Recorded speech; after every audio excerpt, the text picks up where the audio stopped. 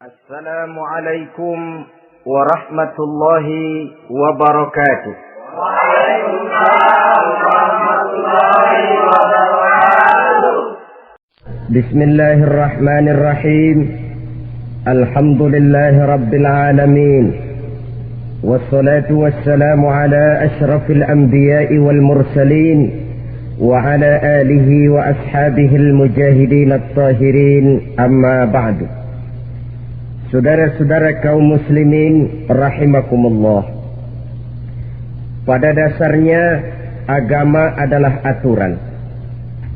Orang yang beragama adalah orang yang hidup memakai aturan. Berbeda dengan undang-undang hukum pada umumnya, maka aturan agama ini tidak hanya berisi perintah dan larangan.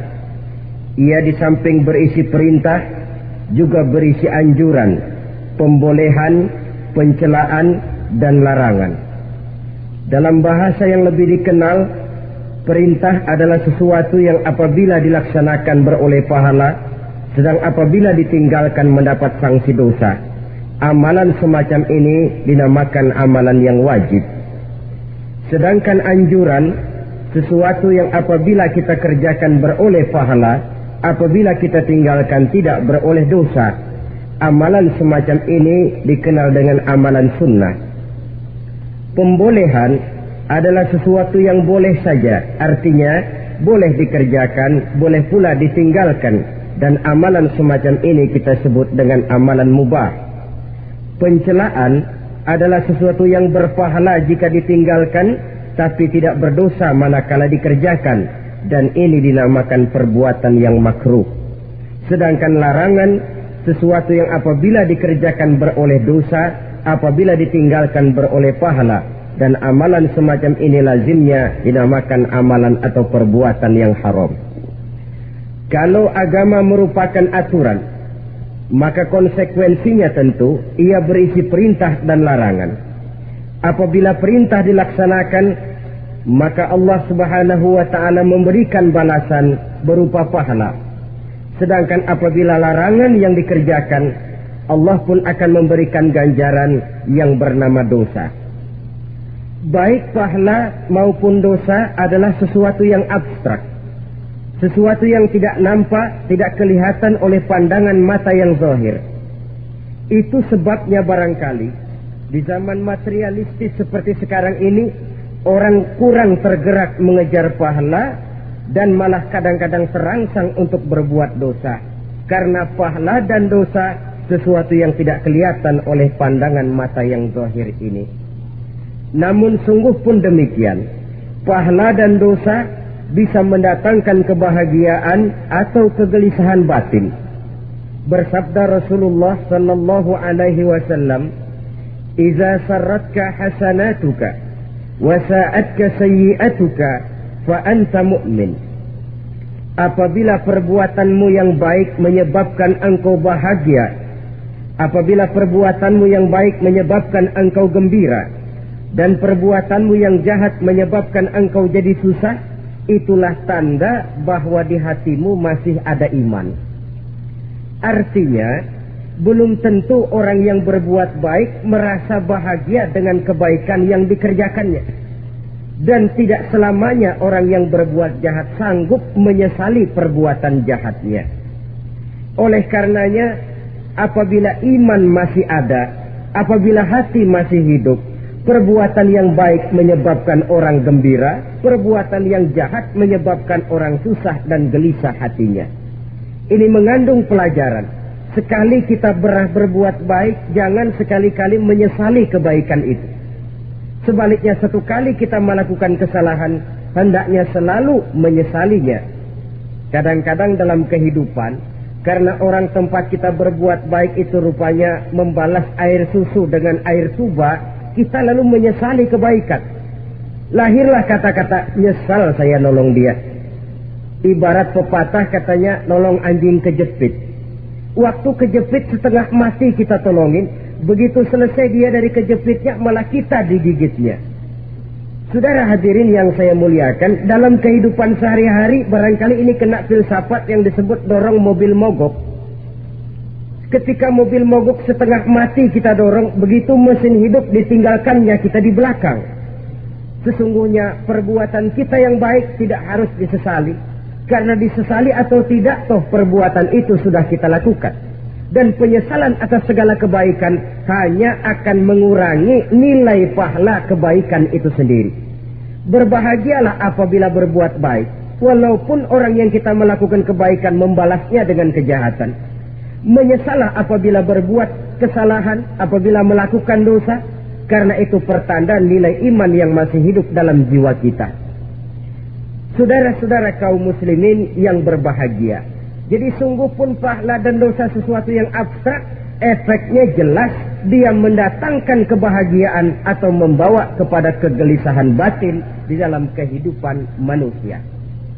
Orang di zaman materialis kurang terangsang berbuat pahala dan terdorong melakukan dosa. Kenapa? Karena pahala tidak kelihatan, dosa tidak nampak. Kalau pahala kelihatan, barangkali nggak kuat kita mikul pahala. Kalau dosa benjol, umpama tiap bikin dosa palanya benjol, barangkali sudah nggak karu-karuan kepala kita. Baik pahala, baik dosa, sesuatu yang tidak nampak oleh pandangan mata zahir, tapi yang punya efek dalam kehidupan ini. Orang yang banyak pahalanya dengan orang yang banyak dosanya, kalau dia berjalan barangkali sulit kita membedakan. Tapi efeknya dalam kehidupan ini jelas adanya. Sesuatu yang bernama pahala kita perlukan, karena hidup tidak berhenti hingga di sini. Sesuatu yang bernama dosa harus kita hindarkan, karena ada kelanjutan sesudah hidup yang sekarang ini, kehidupan dari satu pertanggungan jawab. Itu sebabnya Imam Ghazali dalam bahasa yang indah sekali berpesan, "Jadidis safinah fa innal bahra amir, wa khuziz zad fa inna safara ba'id." Perbarui selalu kapalmu, rawat, jaga baik-baik, dandani kapalmu, fa innal bahra amir, karena sesungguhnya lautan ini sangat dalam. Satu bahasa yang indah dari tamsil terhadap kehidupan. Perbaiki kapalmu karena lautan ini sangat dalam. Artinya jaga baik-baik hatimu, pelihara iman dan keyakinanmu, karena hidup ini bagaikan gelombang lautan. Tempo-tempo air tenang, tempo-tempo ombak menggila dan menggunung. Jaga iman baik-baik karena hidup penuh dengan cobaan dan ujian. Itu maksudnya. Wa khuziz zad fa inna safara ba'id. Dan bawa bekal yang banyak karena perjalanan hidup ini sangat panjang. Perjalanan ini sangat jauh. Kita kalau pergi keluar kota tentu saja membawa bekal. Makin jauh kota yang akan kita tuju, makin banyak bekal yang harus kita bawa. Alangkah sengsaranya manusia apabila dia akan pergi ke satu kota yang jauh, modalnya cuma nekat. Bagaimana nanti di sana sajalah. Tidak membawa bekal sebagaimana yang sewajarnya. Hal yang semacam ini senangnya sih belum tentu, keblangsak dan susahnya sudah kebayang. Itu dalam kehidupan di dunia ini. Bagaimana kalau sudah bicara tentang kehidupan yang akan datang? Karena sesungguhnya hidup ini merupakan satu perjalanan yang sangat panjang. Sejak kita tinggal di alam arwah, pada saat jasad belum lagi diciptakan Allah, ruh sudah diciptakannya lebih dahulu. Sampai kemudian kita pindah ke alam rahim, alam kandungan ibu, untuk kemudian berpindah kepada kehidupan dunia. Dari dunia ini kita pindah ke alam barzakh. Di sana tinggal kita 100 tahun mungkin, 100.000 tahun mungkin, 1.000.000 tahun mungkin, menunggu saat datangnya kiamat. Lalu dari alam barzakh pindah kita ke alam akhirat. Satu perjalanan yang sangat panjang. Alangkah malangnya, alangkah sengsaranya jika tahu kita begitu panjangnya perjalanan hidup ini, tidak ada bekal yang kita bawa. Artinya kesengsaraan, kesulitan yang bertali-tali sudah jelas akan menimpa kita. Kalau pergi kita keluar kota membawa bekal uang, membawa bekal makanan, apa bekal yang mesti kita bawa? apabila kita kembali ke alam barzakh, kembali ke alam kubur, berkumpul di padang mahsyar di akhirat nanti, nasi yang mau kita bawa, uang yang mau kita bawa, tentu tidak lagi. Karena kehidupan materialis selesai di atas liang lahat. Bila masuk kita ke liang lahat, disitulah pahala dan dosa memegang peranan yang sangat penting. Maka pada pertemuan malam ini kita akan bicara tentang pahala dan dosa itu. Saudara-saudara kaum muslimin rahimakumullah, yang dinamakan pahala, kata Imam Ali Al-Jurjani dalam kitab At-Ta'rifatnya, ma yastahiqqu bihi ar-rahmatu wal maghfiratu minallahi ta'ala, sesuatu yang pelaksananya berhak untuk mendapat rahmah dan ampunan dari Allah. Dengan kata lain, nilai pahala adalah akibat dari perbuatan-perbuatan di dalam melaksanakan perintah dan anjuran yang ada di dalam kehidupan agama. Apabila perintah dan anjuran kita laksanakan, nilai pahala itu lalu datang. Nah, nilai pahala dalam Islam, menurut konsepsi Quran, Allah menjelaskan, man jaa bil hasanati falahu asyru amsalihha. Barang siapa yang datang membawa satu kebajikan, barang siapa yang melaksanakan satu kebaikan, maka dia akan mendapat balasan 10 kali dari kebaikan yang dikerjakannya. 10 kali ini pun masih dilipat gandakan dengan 7 ini pun masih dikalikan 100, dan itu pun masih ditambah dengan pernyataan wallahu yudha'ifu liman yasha. Allah masih akan melipat gandakan perbuatan baik seseorang yang dikehendakinya. Itulah nikmatnya dalam Islam. Tetapi sebaliknya, wa man jaa bisayyi'ati fala yujza illa mislaha. Barang siapa yang melakukan satu kejahatan, dia tidak akan mendapat balasan kecuali sesuai dengan kejahatan yang dikerjakannya. Alangkah rahman dan rahimnya Allah. Orang yang berbuat baik dibalas 10, dikali 7, dikali 100, masih dilipat gandakan pula. Tapi orang yang berbuat jahat tidak akan mendapat balasan kecuali sesuai dengan kejahatan yang dikerjakannya. Ini kan beda dengan sifat kita manusia. Kita ini kadang-kadang kalau dijitak membalasnya mukul. Tapi kalau orang berbuat baik kepada kita, kita enggan untuk berbuat baik kepada orang tadi. Allah tidak mengajarkan begitu. Satu kebaikan berbalas 10. Satu kejahatan berbalas dengan satu kejahatan. Maha Rahman dan Rahim Allah. Bahkan dalam Islam, niat berbuat baik saja mendapat pahala. Sedangkan niat berbuat jahat belum ditulis merupakan satu dosa sampai kejahatan itu dikerjakan oleh orang yang niat tadi. Umpamanya, saudara niat, nanti malam giliran pengajian saya mau hadir di majelis taklim. Pas datang waktu malam, hujan turun sangat lebat. Saudara berhalangan datang ke majelis taklim, saudara sudah mendapat pahala niat. Tapi saudara niat, nanti malam kalau turun hujan, saya mau bongkar rumahnya si fulan, saya mau curi seluruh harta bendanya.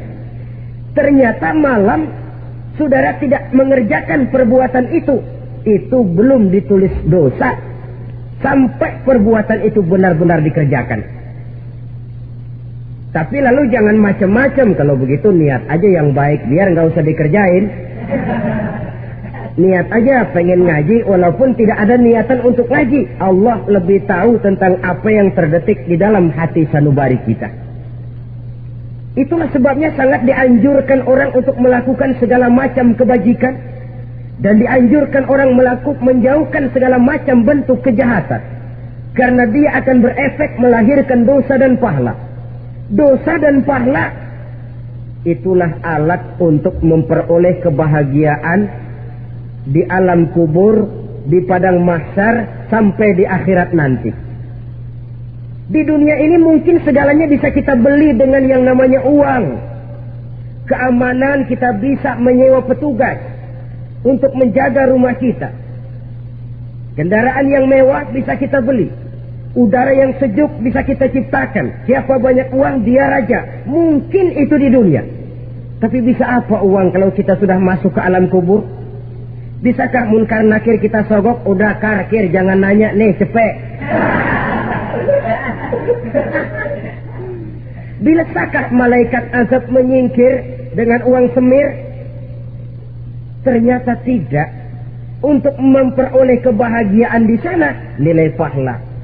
Kesengsaraan akan kita dapat kalau kita banyak menumpuk dosa. Oleh karena itu jangan beranggapan, pahala nggak kelihatan, dosa juga nggak kelihatan, biarin saja. Yang tidak kelihatan ini pada waktunya akan memegang peranan yang sangat penting. Tapi tidak cuma untuk menghadapi hidup di situ, kita lalu harus berbuat baik dan meninggalkan yang jahat. Terutama juga di dunia ini. Toh pepatah bilang gajah mati meninggalkan gading, harimau mati meninggalkan belang. Apa yang akan kita tinggalkan setelah kita mati? Kita ingin jasad kita boleh hancur terkubur tanah, tapi nama kita ingin hidup terus, dikenang orang 100, 1000, bahkan 1.000.000 tahun yang akan datang. Ditulis orang dengan tinta emas dalam sejarah, tercatat kita sebagai orang baik-baik. Saudara-saudara kaum muslimin rahimakumullah. Lalu perbuatan apa yang bisa mendatangkan pahala itu? Saudara-saudara, semua perbuatan yang diperintah dan dianjurkan oleh Allah, yang dikerjakan dengan ikhlas hanya untuk mencapai ridho Allah, mendatangkan pahala. Kadang-kadang menurut pendapat kita remeh, tapi nilainya di sisi Allah besar. Itu pahala. Menghitung pahala itu hak prerogatif Allah. Perbuatan yang ringan Allah mau berikan ganjaran yang besar, itu urusan Allah. Misalnya, kata Nabi, la tahqiranna minal ma'rufi syai'an. Jangan kamu menganggap remeh perbuatan baik walaupun kecil. Jangan merasa sulit melakukan perbuatan yang mengandung pahala. Bertemu dengan teman, muka kita cerah, berpahala. Menyingkirkan duri di jalanan, berpahala. Menolong orang yang sesat, memberitahu orang yang bertanya, berpahala. Tidak sulit kalau kita mau. Yang diperintah dan dianjurkan oleh agama, itu perbuatan yang mengandung nilai-nilai pahala. Masalahnya cuma tinggal mau atau tidak, dan dikerjakan dengan ikhlas. Bertemu teman, mukanya cerah, pahala. Menyingkirkan duri di jalanan, pahala. Sedekah, pahala. Tidak berupa perbuatan, bisa berupa ucapan. Misalnya bersolawat, pahala. Bertasbih dan bertahmid, pahala. Kata Nabi, kalimatani khafifatani 'alal lisan, tsaqilatani fil mizan. Ada dua kalimat yang enteng di lidah tapi berat di timbangan akhirat nanti. Apa itu? Subhanallah walhamdulillah. Itu kan amalan yang ringan, perbuatan yang mudah saja, tapi nilainya demikian besar dalam pandangan Allah. Jadi pendeknya, perbuatan yang bernilai pahala adalah perintah dan anjuran agama yang dilaksanakan dengan ikhlas semata-mata untuk mencapai ridho Allah, itu mengandung pahala. Niat dasarnya itu harus karena Allah. Landasannya harus karena ikhlas. Bukan cuma sekedar basa-basi. Tidak karena ingin dipuji orang. Tidak karena mengharap tanda jasa. Tapi ikhlas semata-mata. Dari perbuatan yang paling kecil dan mudah sekali, sampai kepada amalan-amalan yang besar dan memerlukan biaya yang besar. Seperti melaksanakan ibadah haji, seperti jihad fi sabilillah, membangun masjid, membangun pondok-pondok pesantren, membangun pusat-pusat kesehatan, membangun jalan-jalan umum, termasuk menjaga keamanan. Jangan dikira loh, si Stamling umpamanya, menjaga keamanan kampung tidak berpahala. Kalau diniatkan ibadah, menjaga ketenangan warga supaya mereka tekun ibadah, ikhlas karena Allah, itu juga bernilai ibadah. Keluar kita dari rumah, pergi pagi, pulang sore, peras keringat, banting tulang cari nafkah. buat menghidupi anak istri kita, kalau diniatkan ibadah, melaksanakan kewajiban sebagai kepala rumah tangga, membantu orang tua sebagai anak, itu juga perbuatan-perbuatan yang mengandung pahala. Yang terbaik sesuai dengan bidang kehidupan kita. Ada orang yang dinamakan abid, ahli ibadah, pahala yang paling baik bagi dia banyak-banyak tahajud, sembahyang malam, wirid, zikir, tasbih. Ada yang dinamakan orang alim, pahala yang paling baik buat orang macam ini mengajar, menyebarkan ilmu, mendakwahkan Islam. Ada yang disebut wali, pejabat pemerintah, petugas. Amalan pahala yang paling baik buat orang semacam ini melayani masyarakat, bekerja di bidangnya sesuai dengan profesinya. Saudara hadirin yang saya hormati, jadi dengan demikian perbuatan-perbuatan yang mengandung nilai-nilai pahala ini bisa perbuatan yang menurut kita kecil namun punya nilai besar. Apalagi perbuatan besar dengan biaya yang besar, tentu makin besar juga pahala yang disediakan oleh Allah Subhanahu wa ta'ala. Oleh karenanya, kalau kita bercermin dari ayat Quran, hidup ini kesempatan untuk berbuat baik. Huwallazi khalaqal mauta wal hayata liyabluwakum ayyukum ahsanu amala. Dialah Allah, Tuhan yang telah memberikan hidup dan mati kepadamu untuk menguji kamu, siapa di antara kamu yang paling baik amal perbuatannya. Jadi tidak saya rinci, tapi cukuplah satu penjelasan global. Perbuatan yang berpahala adalah perbuatan melaksanakan perintah Allah atau anjuran Allah dengan dasar ikhlas, dengan tujuan untuk mencapai ridho Allah semata-mata. Lalu apa perbuatan yang mengakibatkan dosa itu? Saudara-saudara, dosa lahir akibat melakukan larangan Allah atau mengerjakan yang dicelaknya. Nah, para ulama ada yang membagi dosa itu menjadi dua bagian. Ada dosa-dosa kecil, ada dosa-dosa besar. Tetapi sebenarnya ditinjau dari segi hakikatnya, kalau sudah melakukan satu kesalahan yang mengakibatkan dosa, jangan dilihat besar dan kecilnya, tapi kepada siapa dosa itu kita kerjakan. Sebab kalau dosa kita anggap satu yang kecil, orang akan terangsang untuk mengerjakan yang kecil-kecil saja. Sehingga dengan demikian, yang kecil pun akan menjadi besar kalau ditumpuk-tumpuk. Sedangkan yang besar bisa saja menjadi kecil kalau selalu diiringi dengan permohonan ampun kepada Allah. Itu sebabnya para ulama sufi, orang-orang tasawuf mengatakan la saghair ma'al istimrar wa la kabair ma'al istighfar. Tidak ada dosa yang kecil kalau dikerjakan terus-menerus, dan tidak ada dosa yang besar kalau digempur tiap saat dengan perbuatan istighfar atau memohon ampun kepada Allah Subhanahu wa ta'ala. Cuma saja pada umumnya, karena dosa-dosa kecil itu lebih mudah taubatnya, dan ada janji Nabi, barang siapa yang meninggalkan dosa-dosa besar akan diampuni dosa-dosanya yang kecil-kecil. Oleh karena itu, pada kesempatan ini kita akan juga bicarakan apa saja yang termasuk klasifikasi dosa-dosa besar, dengan harapan kita bisa menjaga diri, menyelamatkan diri, jangan sampai terjatuh ke dalam dosa-dosa yang besar tadi. Tetapi bukan berarti kita harus terangsang melakukan dosa-dosa yang kecil. Biarin kecil ini tobatnya gampang. Dosa kelas teri. Dosa itu kan tidak kelihatan. Lalu terangsang melakukan perbuatan dosa-dosa walaupun kecil, kalau berlarut terus-menerus dia akan tumbuh menjadi dosa yang besar. Oleh karenanya jangan sampai mengundang pengertian kalau kita membicarakan dosa-dosa yang besar lalu terangsang melakukan dosa-dosa yang kecil, karena bagaimanapun juga dosa kecil dan dosa besar sama dalam arti kepada Allah kita melakukan kesalahan.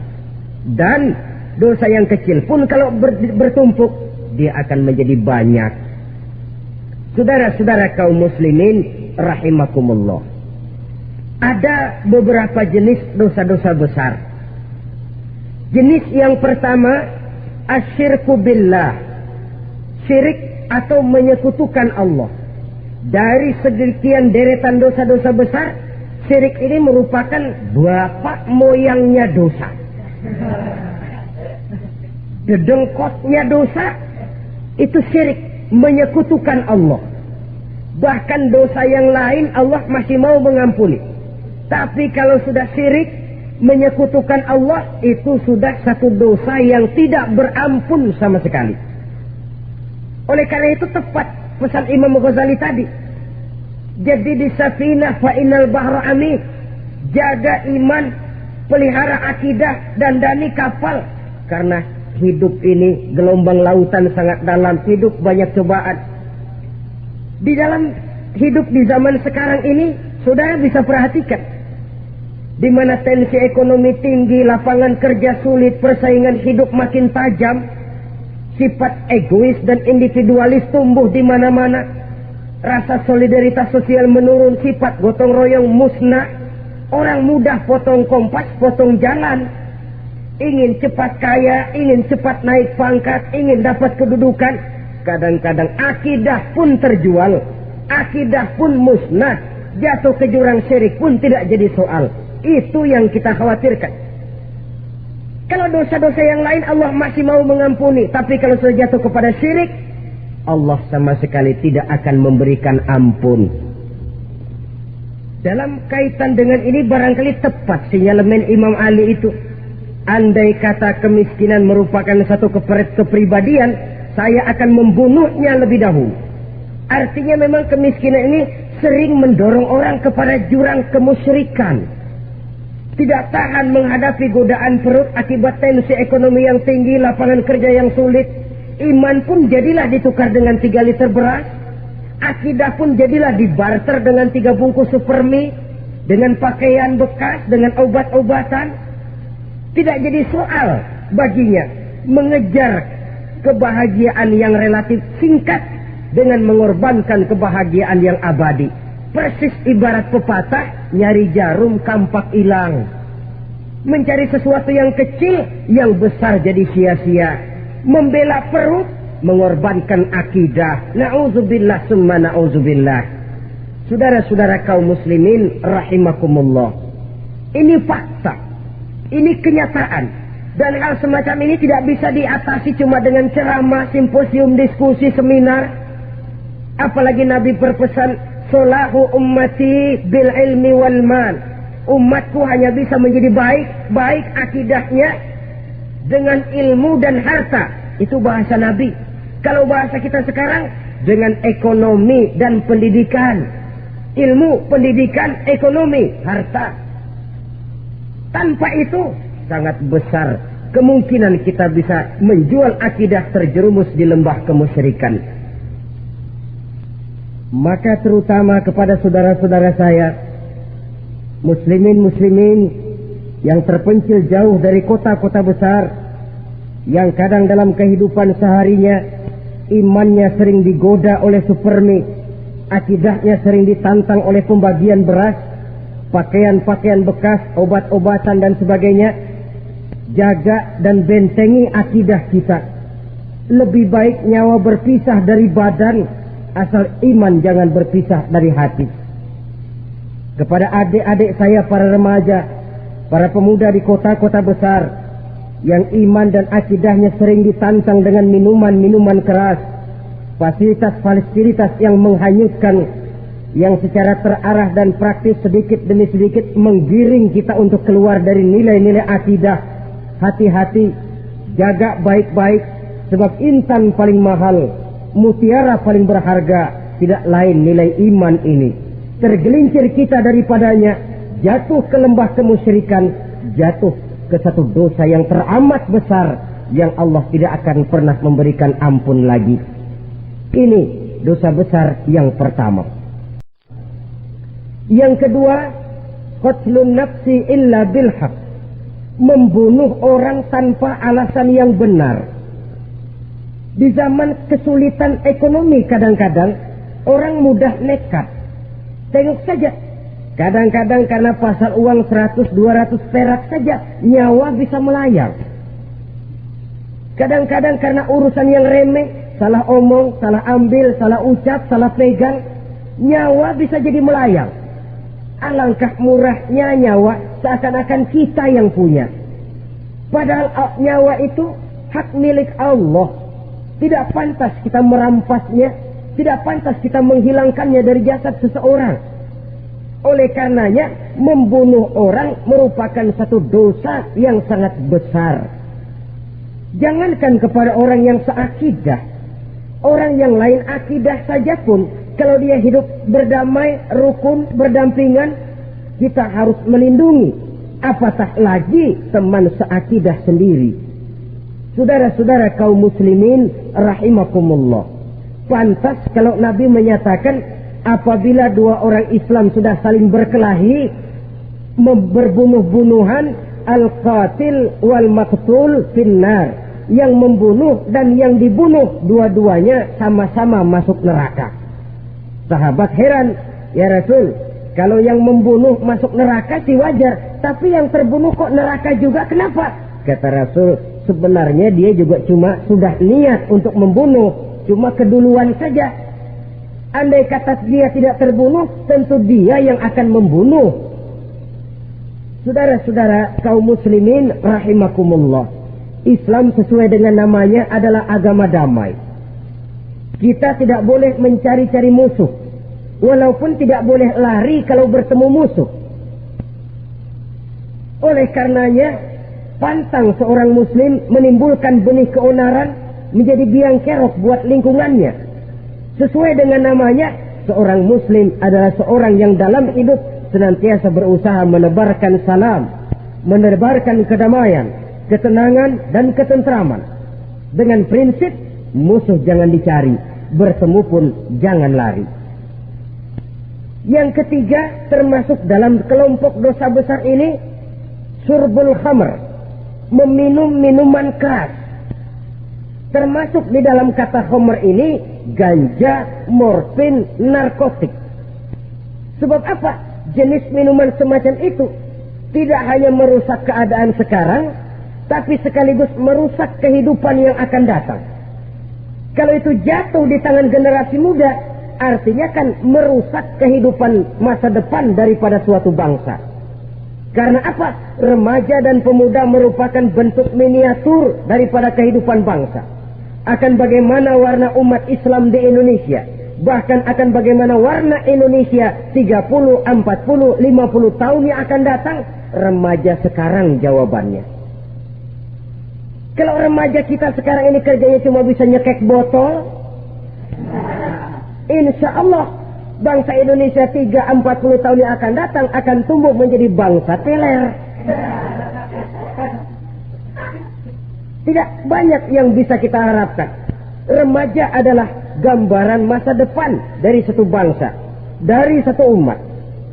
Dan remaja itu di dalam dirinya secara fitrah terkumpul semua bakat, terdapat semua kemungkinan. Kita ini lahir membawa sifat pemimpin, tapi juga membawa sifat pengacau. Kita ini ada bakat jadi orang jujur, ada bakat jadi pengkhianat. Kita ini ada bakat menjadi orang baik-baik, kita juga punya bakat jadi biang kerok. Kita kemungkinan bisa jadi pemimpin bangsa, tapi juga bisa menjadi pemimpin bangsat. Nanti lingkungan dan pendidikan akan menumbuhkan, membentuk mana yang tumbuh lebih subur. Kalau lingkungan dan pendidikannya lebih banyak bercerita tentang kejujuran, maka nilai kejujuran yang akan tumbuh lebih banyak dalam jiwanya. Dan insya Allah diharapkan dia akan menjadi manusia yang jujur di kelak kemudian hari nanti. Dan masalah minuman keras ini sebenarnya berkait. Kita tidak bisa cuma menyalahkan remaja saja, menyalahkan pemuda saja. Karena bagaimanapun masalahnya kompleks. Menghancurkan sesuatu tanpa melihat kausalnya, tanpa melihat sebab akibatnya kan sama juga bohong. Kemungkinan karena broken home, kemungkinan karena pergaulan, kemungkinan karena kurang perhatian orang tua, kemungkinan karena akibat bacaan, tontonan, atau fasilitas berupa dibukanya pabrik-pabrik minuman keras, dijualnya minuman-minuman keras, di warung-warung yang remang-remang, yang memberikan kenikmatan kebahagiaan dan kebanggaan tersendiri, sehingga akhirnya orang terangsang untuk datang dan minum di sana. Pada dasarnya memang sepele, cuman minum, nggak ngerugiin orang lain kan? Iya, pada waktu minum. Tapi dikala sudah mabuk, out of control, apapun bisa kita lakukan. Yang kita ucapkan kita tidak sadari lagi, yang kita kerjakan tidak kita sadari lagi. Dikala itu segala macam kejahatan bukan sesuatu yang tidak mungkin untuk kita laksanakan. Nggak ngerugiin orang lain, memang pada saat mau minum.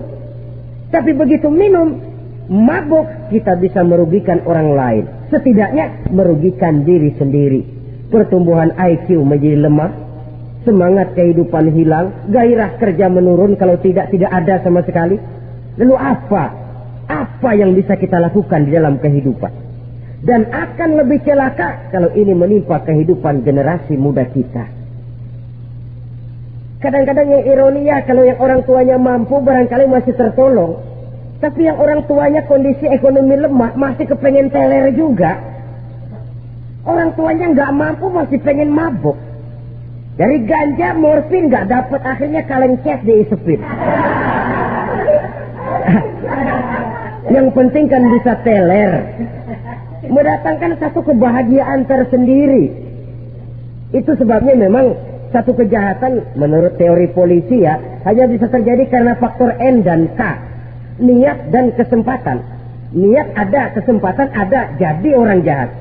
Kurang salah satunya, biasanya kejahatan terbendung. Niat ada, kesempatan tidak ada, sulit berbuat jahat. Kesempatan ada, niat tidak ada, tidak mungkin orang jahat. Tapi yang paling dominan sebenarnya niat. Kalau niat sudah kuat, kesempatan bisa dicari. Kesempatan bisa diciptakan. Biar hansip nongkrong, ditungguin lengahnya. Iya, biarin. Jam 11 sampai jam 2. Matanya melotot, jam 3 dia mulai ngulet, ngempet. Nah, di saat itu saya masuk ke rumahnya. Kalau niat kuat, kesempatan bisa diciptakan. Dan kalau sudah niat, ini masalah hati. Kalau sudah masalah hati, menyangkut soal moral. Moral artinya sudah masuk kepada kehidupan agama. Saudara-saudara kaum muslimin rahimakumullah. Yang keempat yang termasuk jenis dosa besar, az-zina, perbuatan zina. Di zaman pergaulan bebas dengan prinsip free sex ini, tengok sudah berapa banyak gadis-gadis bergelimpangan jadi korban. Berapa banyak bayi-bayi yang lahir ke dunia tanpa tahu kemana dia mesti memanggil bapak. Apakah deretan jumlah korban ini masih harus bertambah lagi? Paling tidak, biarlah yang sudah jadi korban, tapi jangan bertambah lagi hendaknya. Masing-masing kita berupaya menahan diri. Termasuk dalam kategori zina ini, yang merupakan cabang-cabangnya, liwat, homoseks, lesbian, masturbasi. Bahkan masturbasi itu termasuk jenis zina tangan. Dan itu juga merupakan satu dosa. Di samping dosa juga merusak diri. Karena bagaimanapun juga dia akan mengurangi kemampuan daya pikir seseorang. Maka agama memberikan jalan keluar. Pesan Nabi, ya ma'syara syabab, man istata'a minkumul ba'at falyatazawwaj. Hai para pemuda, kata Nabi, barang siapa di antara kamu yang sudah bisa ba'at, yang sudah mampu ba'at. Ba'at itu artinya memberikan nafkah, baik nafkah zahir maupun nafkah batin. Falyatazawwaj, maka hendaklah dia kawin. Jadi yang maksud ba'at ini ya nafkah zahir, ya nafkah batin. Kita kadang-kadang cuma bisa ngasih nafkah batin saja sudah merasa pokoknya kan saya sanggup untuk kawin, lalu kawin tanpa dengan kehilangan pertimbangan. Saudara-saudara, wa illam yastati, adapun kalau dia belum mampu, fa alaihi bisyam, hendaknya dia banyak puasa. Fa innahu lahu wija, karena puasa itu akan merupakan benteng jangan sampai orang memperturutkan hawa nafsunya. Andai kata puasa belum hobi, banyaklah olahraga para pemuda, para remaja. Karena dengan olahraga, pemikiran untuk memperturutkan hawa nafsu agak sedikit terkendali dan energi tersalurkan dalam bentuk yang positif. Pendeknya kreatif, banyak kegiatan. Ini pesan Imam Syafi'i tepat itu. Kata beliau, Inni ra'aitu wuqufal ma'i yufsiduh in sala taba wa illam yajri lam yasih. Aku melihat air kalau diam rusak, tapi kalau dia mengalir jernih. Air kalau ngendap, nggak ngalir, nyamuk nyarang di situ, bisa jadi sumber penyakit. Manusia hidup begitu. Kalau nggak punya kegiatan, nggak kreatif, kerjanya cuma delohom, ayam-ayam, akhirnya jadi ngerusak. Ngomongin orang, ya ngapa? Anu. Kebangetan nggak ngapa-ngapain, orang aja dipontenin. Orang diomongin, lahirlah namimah, lahirlah ribah. Saudara-saudara, air itu kalau ngendap ada aja yang nyarang. Tapi kalau dia ngalir, orang ada kesibukan, insya Allah dia tidak akan jatuh kepada sesuatu yang bisa mengundang dosa. Isilah waktu dengan hal-hal yang bermanfaat, karena hidup ini singkat dan tidak berjalan mundur ke belakang, mundur hancur, berhenti diinjak orang. Sekali melangkah, jangan surut mundur ke belakang. Homoseks terlepas dari penyakit kejiwaan. Sekarang ini kan sudah ada persatuan kaum gay katanya, meminta perlakuan yang sama dan agar dibolehkan kawin sesama mereka. Secara manusiawi boleh, secara manusiawi kita hargai mereka, tapi dari kacamata agama ini jelas merupakan penyimpangan, dan penyimpangan merupakan suatu dosa terlepas dari pertimbangan manusiawi. Jangan karena terlalu memperturutkan suara manusiawi lalu kita mengesampingkan agama. Termasuk lesbian, wadon karo wadon. Ya, kalau homo itu kan lanang karo lanang katanya. Saudara-saudara kaum muslimin rahimakumullah, ini bukan penyakit baru. Liwat homoseks sudah dikenal dari zamannya Nabi Lut. Laki dengan laki. Lesbian dari zaman istrinya Nabi Lut. Terlepas dari penyakit kejiwaan, dari segi agama ini merupakan penyimpangan dan merupakan dosa yang besar. Yang kelima, yang termasuk jajaran dosa kelas kakap, qadzful mu'minina wal mu'minat, menuduh orang mukmin yang baik-baik, laki atau perempuan, melakukan perbuatan zina sehingga hancur namanya di masyarakat. Ini merupakan satu perbuatan dosa yang sangat besar dan sangat dimurkai oleh Allah. Saudara-saudara kaum muslimin rahimakumullah, oleh sebab itu tentang masalah ini, kalau memang tidak ada saksi, jangan sembarang kita enteng lidah menuduh orang lain berbuat zina, menuduh orang lain berbuat serong. Dosanya kelewat besar di dalam kehidupan. Karena apa? Mencari harga diri itu berat, memelihara kehormatan diri jauh lebih berat. Satu kali orang dihancurkan namanya di masyarakat, dia akan terisolir jadinya. Oleh karenanya berlindung kita kepada Allah, jangan sampailah dihinggapi oleh sifat ini. Karena sentimen kita kepada seseorang, karena hasad kita kepada seseorang, tidak senang melihat orang lain lebih maju, lalu lidah ini seenaknya saja mengucapkan kata, padahal sanksi dan resikonya sangat besar. Yang kita tuduh barangkali mendapat pahala dari Allah, kita sendiri yang menuduh tanpa saksi, tanpa alasan yang benar, mendapat dosa yang sangat besar. Saudara-saudara, memang kadang-kadang aneh dalam hidup ini.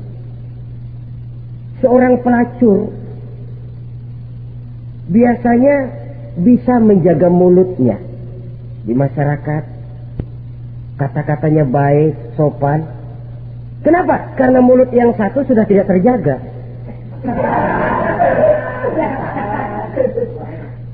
Kita kadang-kadang kehormatan bisa kita jaga, tapi mulut tidak terkontrol.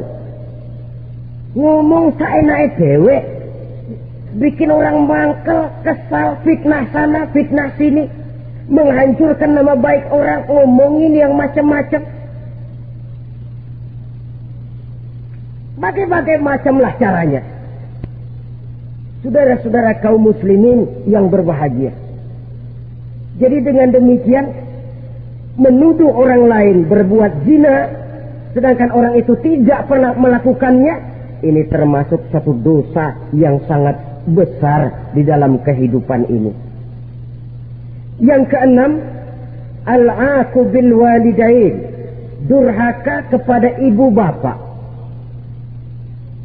Seorang anak, bagaimanapun banyak nilai ibadahnya, banyak kebaikan di masyarakat, menyandang berbagai macam gelar, pangkat dan jabatannya tinggi, tapi kalau sudah durhaka kepada kedua orang tuanya, alamat hidup tidak lagi membawa keberkahan. Dan itu dosa yang sangat besar. Sampai Nabi sabdakan, ridho Allah ada di dalam keridhaan ibu bapak, murka Allah pun ada di dalam kemurkaan ibu dan bapak. Walaupun belum tentu setiap kita orang tua, tapi yang jelas setiap kita adalah anak. Dan setiap anak punya ibu dan bapak. Jangan sampai kacang lupa kepada kulitnya. Saudara-saudara kaum muslimin rahimakumullah, durhaka kepada ibu bapak merupakan perbuatan yang sangat dimurkai oleh Allah. Apalagi ibu yang telah melahirkan kita, bahkan mengandung kita. Begitu juga bapak yang telah berusaha peras keringat banting tulang untuk mengasuh membesarkan kita. Tidak ada perbuatan baik yang kita lakukan untuk bisa menebus kebaikan daripada ibu dan bapak kita. Setidaknya kalau belum bisa berbuat baik kepadanya, kepada keduanya, janganlah menyakiti hati keduanya. Itu saja dulu yang harus dijaga. Kadang-kadang sudah berbuat baik enggak, nyakitin melulu. Sudah nyenangin belum bisa, saban sehari nyakitin saja. Padahal kedua orang tua itu doanya manjur, sebagaimana sumpahnya juga bisa jadi kenyataan. Dan sering bahkan menjadi kenyataan. Sampai ibu bapak sudah wafat, sudah meninggal sekalipun, kewajiban berbakti masih harus terus dilakukan oleh seorang anak. Lalu yang ketujuh, at-tawalli yaumaz zahfi, berpaling pada hari pertempuran. Orang sedang sibuk-sibuk menghadapi musuh, maksudnya berjuang membela agama ini, dia lari menyelamatkan diri. Pengecut, mental munafik. Ayo, kalau demi agama, mari kita maju ke depan. Allahu Akbar. Yang besar Allah, yang lain kecil semua. Maju. Orang lain maju serentak, dia mundur jauh ke belakang. Mental munafik, mental calo, istilah sekarang ini. Oh, itu calo, mental calo. Tuhan gedek banget itu. Coba ya, kalau itu paling sibuk nyuruh penumpang naik. Tapi sementara penumpang naik sampai ke tempat tujuan masing-masing, calonya nggak kemana-mana, diem aja di situ. Cuma orang aja disuruh naik. Dan saudara, kerja bakti. Orang turun ke comberan, dia naik ke tempat tidur. Mundur di hari pertempuran, menyebabkan orang lain gugur, dia sendiri menyelamatkan diri. Mental pengecut, mental munafik, itu merupakan dosa yang sangat besar. Saudara-saudara kaum muslimin rahimakumullah, itu sebabnya agama itu memerlukan keberanian, memang, tapi bukan keberanian yang tanpa perhitungan. Sebab berani tanpa berhitung namanya berani babi. Kita berani kalau benar, kita harus takut kalau salah. Jangan dibalik. Salah berani, nekat namanya. Benar takut, pengecut namanya. Orang yang pengecut adalah orang yang takut membela kebenaran. Orang yang nekat sesungguhnya udah salah nggak malu lagi. Udah salah nekat lagi. Merasa rugi berbuat kebaikan, puas kalau berbuat kejahatan. Padahal Nabi pesan, siapa yang berbuat dosa sambil tertawa, nanti dia akan masuk neraka sambil menangis. Karena itu dipesan pula di dunia ini, sering-seringlah mencuci mukamu dengan air mata taubat. Cuci lidahmu dengan zikir kepada Allah. Bersihkan hatimu dengan air ikhlas. Saudara-saudara kaum muslimin rahimakumullah, kan ada toh orang berbuat baik enggak gembira, tapi berbuat jahat malah puas. Atau sama saja orang lain berbuat baik, hatinya kesel. Orang lain berbuat jahat, dia malah mendukung. Atau orang lain tergelincir berbuat jahat, dia malah girang. Ini kan tidak objektif. Karena yang berbuat baik, orang yang dia keselin, dia nggak seneng. Tetapi karena yang berbuat jahat, orang yang dia senengin, dibenerin juga. Itu nggak objektif namanya. Mundur di hari pertempuran pada saat saudara-saudara kita sedang menghadapi musuh, sikap pengecut yang sangat dibenci Allah. Yang kedelapan, termasuk kelompok dosa besar, aklu malil yatim, makan harta anak yatim. Kadang-kadang ada orang mengeksploitir loh nasib anak-anak yatim. Karena biasanya para dermawan peka kalau mendengar nasib yatim, memberikan santunan. Si yatim belum makan, yang ngurusin udah pada kenyang. Mengeksploitir, memakan harta anak yatim termasuk dosa yang sangat besar. Sehingga Nabi pesan, ana wa kafilul yatim kahataini yaumal qiyamah. Aku dan orang yang menyantuni anak yatim seperti dua jari ini di hari kiamat. Rumah yang paling dimuliakan Allah adalah rumah yang di dalamnya ada anak yatim yang hidupnya dihormati, hidupnya disantuni, keperluannya dicukupi. Maaf saja, tahap kita menyantuni anak yatim ini baru tahap setahun sekali. Kalau Muharram kita agungkanlah, kita besarkan. Lebaran yatim katanya. Kita kumpulkan dana, kita usap kepala yatim, kita kumpulkan beras, kita bagikan hari itu. Perkara bulan depan kelaparan, kita tutup kuping. Perkara bulan berikutnya dia kelaparan, kita masa bodoh. Bahwa di bulan Muharram kita santuni yatim piatu itu sudah baik. Tapi akan lebih baik lagi kalau kita sanggup menjadi bapak asuh mereka, memikirkan sekolah mereka ada kontinuitas. Kalau mereka diasuh oleh orang lain, lalu bertukar agamanya, berpindah akidahnya, kita ngomel habis-habisan. Tapi kita ada kemampuan, kita tidak mau berbuat semacam itu. Ya sama juga bohong namanya. Saudara-saudara kaum muslimin rahimakumullah. Orang yang menyantuni yatim mendapat pahala besar.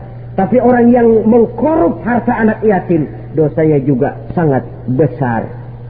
Berhati-hatilah kalau kita diberikan kepercayaan oleh masyarakat untuk mengurus anak-anak yatim. Karena pahalanya besar, resikonya juga besar. Yang kesembilan, syahadatuz zur, sumpah palsu. Sebab sumpah palsu ini menggunakan nama Allah untuk sesuatu yang tidak benar. Nama kita saja dibawa untuk yang tidak benar, kita jengkel. Nama kita dipalsukan untuk sesuatu yang tidak baik, kita kadang-kadang jengkel, tidak puas jengkel, menuntut melalui saluran hukum. Kenapa? Nama saya dicatut. Bagaimana lagi kalau nama Allah kita pakai untuk bersumpah, sumpahnya palsu, menguntungkan kita, merugikan orang lain, Allah murka betul. Maka sumpah palsu termasuk deretan dosa-dosa besar. Apalagi yang ke-10, aklu riba, makan riba alias renten. Ini kan yang cepat mendatangkan uang. Kadang-kadang kalau yang bikin riba itu orang awam barangkali, ya masih kita maklumi. Kadang-kadang penyakit ini datang menimpa mereka juga yang kita kenal kebaikannya. Bahkan suka datang ke musola, rajin ke masjid kadang-kadang. Riba masih dimakannya. Karena cara cari duit paling enak. Duit utuh, tambahnya terus masuk. Na'udzubillah, summa na'udzubillah. Itu yang diibaratkan dalam perjalanan Mi'raj waktu Nabi diperlihatkan neraka. Orang perutnya sebesar rumah dililit ular, diseret-seret itu hancur perutnya, dibulatkan lagi, diseret lagi, hancur lagi, dibulatkan lagi, terus menerus begitu. Dia berteriak, mengerang, mengeluh, mengadu kesakitan.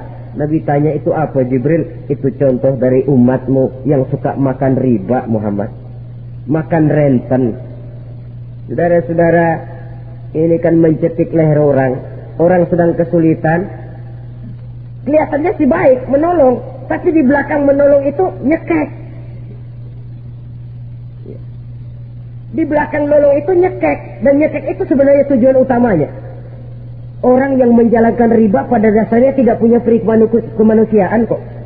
Kalau dia kelihatannya mau menolong, kelihatannya motifnya mencari untung di belakang itu. Jauh dari kemanusiaan.